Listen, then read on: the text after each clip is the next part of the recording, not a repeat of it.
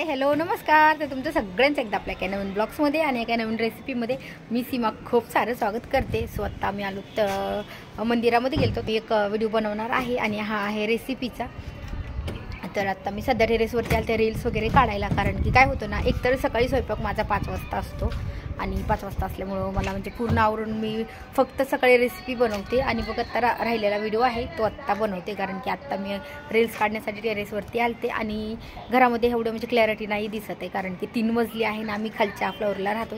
त्याच्यामुळं अजिबात म्हणजे खूप अंधार राहतो. फक्त रेसिपीलाच मी कशी तरी ब्राईटनेस करून वगैरे बनवते आणि आत्ता टेरेसवरती छान ब्राईटनेस असतो. तर म्हटलं चला व्हिडिओची सुरुवात टेरेसवरती करूयात. सो तुम्ही जर चॅनलवरती नवीन असाल तर चॅनलला नक्की सबस्क्राईब करा. त्या साईडला बेल आयकॉन आहे ते पण क्लिक करा, जेणेकरून माझ्या प्रत्येक नवीन व्हिडिओचं नोटिफिकेशन सगळ्यात आधी तुम्हाला भेटेल. आणि हे टेरेसवरती आहे काम चालू, बऱ्याच दिवसापासून काम चालू. सो राडा वगैरे आहे, ठीक आहे, प्रत्येकाच्या घरी असतो, तसं काही प्रॉब्लेम नाही. तर चला निघूयात. आता 6:30 वाजलेले आहेत आणि ह्यांच्यासाठी, कारण की ह्यांना यायला उशीर होणार आहे. सो चला निघूयात.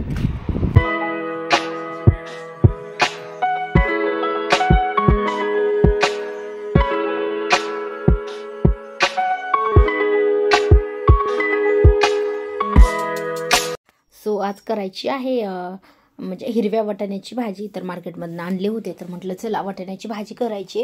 तर म्हटलं चला तुमच्यासोबत पण शेअर करूया. तर सगळे वाटाणा आहे तो मी निवडून घेतला आहे आणि स्वच्छ 1-2 पाण्याने धुवून पण घेतला. रात्रीच निवडून ठेवलं होतं, म्हणजे काय होतं की सकाळी स्वयंपाक करायला जास्त घाई होत नाही आणि वरण भात भाजी चपाती करायची म्हटलं मग ज्या निवडून वगैरे ठेवायच्या भाज्या असतात त्या रात्री निवडून ठेवते आणि पालेभाज्या आहेत त्या पण रात्रीच निवडून ठेवते. म्हणजे सकाळी काय होतं, फक्त धुवून घ्यायची आणि मग टाकायला जास्त वेळ नाही लागत आहे. आणि ह्या जर निवडून नाही ठेवल्या तर सकाळी एकदम टाईम थोडा असतो आणि मग निवडण्यातच कधी कधी 15 मिनटं अर्धा तास जातो. त्याच्यामुळं मग सगळ्या भाज्या वगैरे आहेत त्या संध्याकाळी निवडून झाकून ठेवल्या की मग सकाळच्याला खूप घाई होत नाही.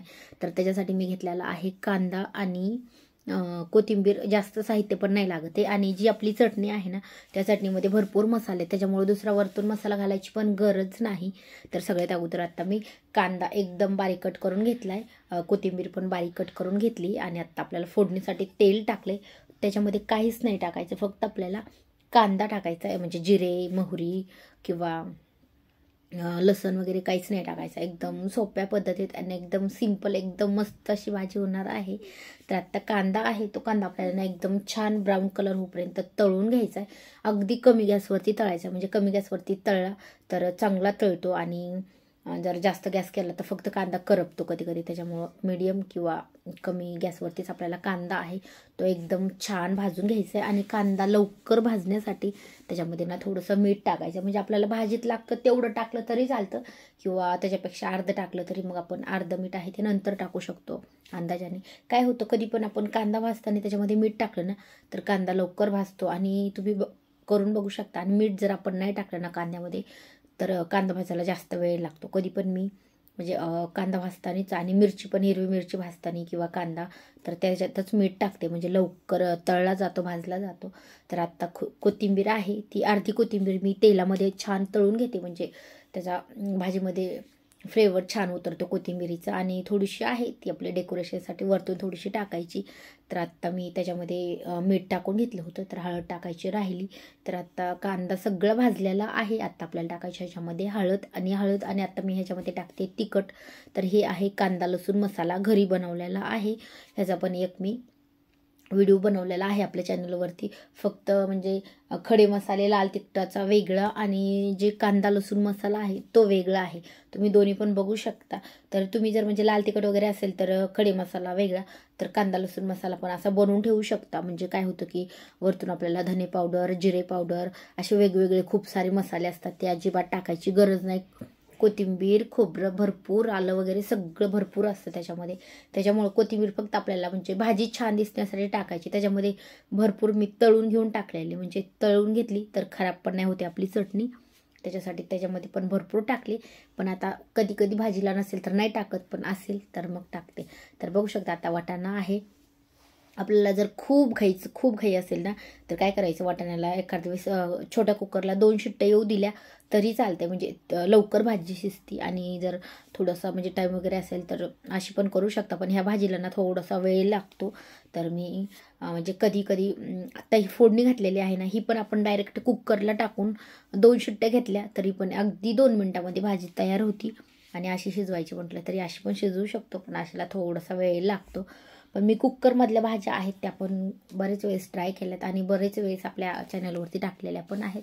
तर म्हटलं चला आज थोडीशी वेगळ्या पद्धतीमध्ये बनवूयात. तर मग आता त्याच्यामध्ये जेवढं पाणी लागणार आहे ना, आपल्याला तेवढं एकदाच टाकायचं आहे. सारखं वरतून टाकलं ना तर मग तो शिजलेला आहे ना तो पण परत निब्बर होतो. त्याच्यामुळे जेवढं पाणी लागेल तेवढंच टाकायचं आहे. आणि आत्ता मी कोथिंबीर आहे ती पण त्याच्यामध्ये लगेच ॲड करून घेते. आणि आता आपल्याला हे ठेवायचं आहे झाकण घालून 3 ते 4 मिनटं कमी गॅसवरती आपल्याला ह्याला छान शिजवून द्यायचं आहे. म्हणजे पाणी पण त्यातलं आटतं आणि वाटाणा आहे ओला असला ना तरी पण ह्याला शिजायला वेळच लागतो. तर मग लगेच एका साईडला मी चपात्या बनवून घेत होते. म्हणजे वरण आणि भात तर माझा अगोदरच झालता. तर मग म्हटलं एकीकडे भाजी आणि एकीकडे चपात्या होतात, म्हणजे लई तर लई एका तासामध्ये सगळा स्वयंपाक रेडी होतो. आणि कुकरला लावलं तर मग तर एका तासामध्ये सगळा रेडी स्वयंपाक होतो. म्हणजे भाजी आता हीच जर भाजी मी कढईमध्ये शिजवता कुकरमध्ये शिजवली असती ना तर आतापर्यंत भाजी शिजून थंड पण झाली असती. तर म्हटलं चपात्या करणं चालू आहे तोपर्यंत मग एका साईडला शिजवून देते. आणि वरण भात आहे तो पण टिफिनला लगेच काढून ठेवला, म्हणजे थोडासा भात वगैरे गार होण्यासाठी. आणि आता भाजी आहे ना ती पण छान शिजली, पण थोडंसं अजून मला 2 मिनटाला म्हणजे तेल सुटण्यासाठी अगदी 1 ते 1.5 मिनटं आपल्याला कमी गॅसवरती अशीच शिजवून द्यायची. तर आत्ता लगेच मग भाजी मी झाकण घालून ठेवली, म्हणजे थोडंसं तेल पण सुटतं तिला आणि थोडीशी अजून मऊ पण होती. तर म्हटलं आता राहिलेल्या होत्या 2-3 चपात्या झालत्या आणि 2-3 राहिल्या होत्या. तर म्हटलं आता चपात्या आहेत भाजी पण होती तोपर्यंत आपल्या चपात्या पण लगेच करून घेऊयात. तर स्वयंपाक तर पूर्ण झाला, म्हणजे भाजी पण झाली चपात्या पण होत आल्यात. आता 2-3 चपात्याला काही लई 10 मिनटामध्ये स्वयंपाक सगळा रेडी होतोय. तर तुम्हाला आजचा हा ब्लॉगचा आजची ही रेसिपी कशी वाटली मला कमेंट करून नक्की सांगा. व्हिडिओ आवडल्यास लाईक करा, चॅनलवरती नवीन असाल तर चॅनलला पण नक्की सबस्क्राईब करा. त्या साईडला बेल आयकॉन आहे ते पण क्लिक करा, जेणेकरून माझ्या प्रत्येक नवीन व्हिडिओचं नोटिफिकेशन सगळ्यात आधी तुम्हाला भेटेल. सो आत्ता चपात्या राहिलेल्या आहेत भाजून घ्यायच्या. आणि आत्ता मी हा व्हिडिओ एडिटिंग करते 5 वाजलेत 5:15 झालेत आणि अजून चहा वगैरे राहिला आहे. पण म्हटलं की अगोदर सगळ्यात अगोदर रील्स काढून घेतल्या आणि मग नंतर व्हिडिओ. तर आत्ता रुद्रांशी उठलाय, झोपीतनं झोपला होता तो, शाळेतनं आल्यापासून आज झोपला, खूप वेळ झोपला.